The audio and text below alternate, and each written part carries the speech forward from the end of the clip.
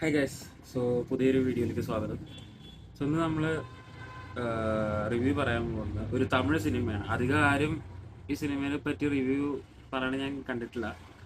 ആഹ് തീയവർ sorry തീയവർ കുലകൾ നടുങ്ക എന്നാണ് തമിഴ് മൂവിയുടെ പേര്. നമ്മുടെ അർജുനാണ് ഇതിൽ ആക്ട് ചെയ്തേക്കുന്നത്. പിന്നെ നമ്മുടെ ഐശ്വര്യ രാജേഷാണ് ഇതിൻ്റെ ഹീറോയിൻ.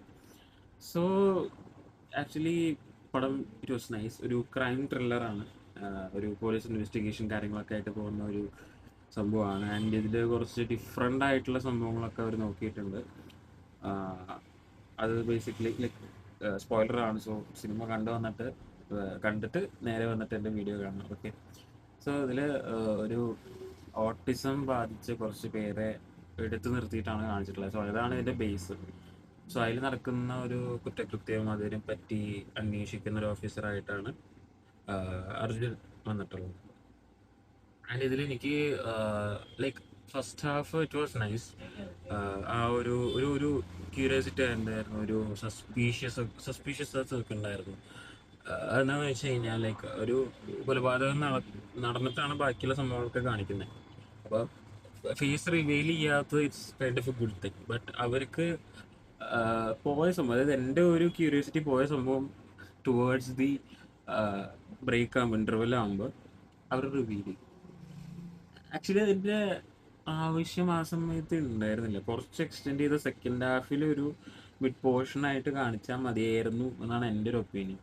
കാരണം പെട്ടെന്ന് എലിവേറ്റായി വരുന്ന സമയത്താണ് അവർ ആ ഒരു റിവീലിംഗ് വെച്ചത്, ലൈക്ക് ബിഫോർ ഇൻ്റർവെൽ. അപ്പോൾ ആ ഒരു ഇത്രയും നേരം ലൈക്ക് എന്തിനാണ് ഇങ്ങനെ ചെയ്യണത് എന്നുള്ള സംഭവത്തിനൊക്കെ ഒരുമാതിരി ഒരു പെട്ടെന്നൊരു സ്റ്റോപ്പ് ഒന്നുമില്ല. അപ്പോൾ നമുക്ക് കൺഫ്യൂഷൻ അവിടെ ഉണ്ടാവും. അപ്പോൾ എനിക്കൊരു കൺഫ്യൂഷൻ ഉണ്ടായി, ലൈക്ക് എന്തിനു വേണ്ടിയിട്ടാണ് ഇയാൾ ഇങ്ങനെ ചെയ്യാൻ പോയത്. എനിക്ക് അങ്ങനെ കുറച്ച് സംഭവങ്ങളൊക്കെ ഉണ്ടായിട്ടുണ്ട്. പക്ഷെ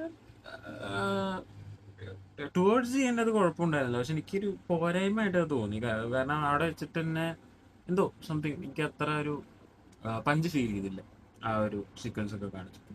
ഞാൻ സെക്കൻഡ് ഹാഫിൽ വീണ്ടും പതിയെ എലിവേറ്റ് ആയി ഒരു അവസാനം ഒരു ഒറ്റ ഇടലായിരുന്നു. ബട്ട് സെക്കൻഡ് ഹാഫ് കമ്പാരിറ്റീവ്ലി കുറച്ചുകൂടി ട്വിസ്റ്റും ടേൺസും ഒക്കെ നിറഞ്ഞ സംഭവങ്ങളാണ്. ആൻഡ് ഇതിൽ ആക്ച്വലി എനിക്ക് ഒരു പോരായ്മ എന്താണെന്ന് വെച്ചാൽ അർജുന് അധികം ഒന്നും ഒരു ഒരു ഒരു എന്താ പറയുക, ഒരു സ്പേസ് കൊടുത്തിട്ടില്ല. ഇതിൽ കൂടുതലായിട്ട് ഐശ്വര്യ രാജേഷും അതുപോലെ തന്നെ ഒരു പുള്ളിയുണ്ട്, പ്രണയത്തിലാകുന്ന ഒരു പുള്ളിയുണ്ട്. പുള്ളിയായിട്ടുള്ള സീക്വൻസസ് ആണ് കുറച്ച് കൂടുതൽ, അല്ലെങ്കിൽ ആ ഒരു ഇതായിട്ട് അതിൽ അർജുൻ്റെ റോളിലേക്ക് ഇങ്ങനെ പോകുന്നുണ്ട്, ത്രോട്ട് പോകുന്നുണ്ട്. ബട്ട് സ്റ്റിൽ അർജുന് ആ ഒരു ഹീറോ എന്നുള്ള രീതിയിലുള്ളൊരു സംഭവം. ബട്ട് ആസ് പെർ ആ മൂവിയുടെ ടെംപ്ലേറ്റ് എടുത്ത് നോക്കുമ്പോൾ അങ്ങനെ ഹീറോയിൻ അങ്ങനെയൊന്നുമില്ല. But it's A nice movie, you can watch. ഒരു വൺ ടൈം വാച്ച് ആണ് ആ പടം. സോ എന്തായാലും അത് സൺ നെക്സ്റ്റിലാണ് ഇറങ്ങിയിട്ടുള്ളത്. സോ അതിൽ കാണാനായിട്ട് ശ്രമിക്കാം. സോ ഇതാണ് എൻ്റെ ഒപ്പീനിയൻ സിനിമയെ പറ്റി. നിങ്ങൾക്ക് വീഡിയോ ഇഷ്ടപ്പെട്ടിട്ടുണ്ടെങ്കിൽ ലൈക്ക് ചെയ്യുക, ഷെയർ ചെയ്യുക, സബ്സ്ക്രൈബ് ചെയ്യുക.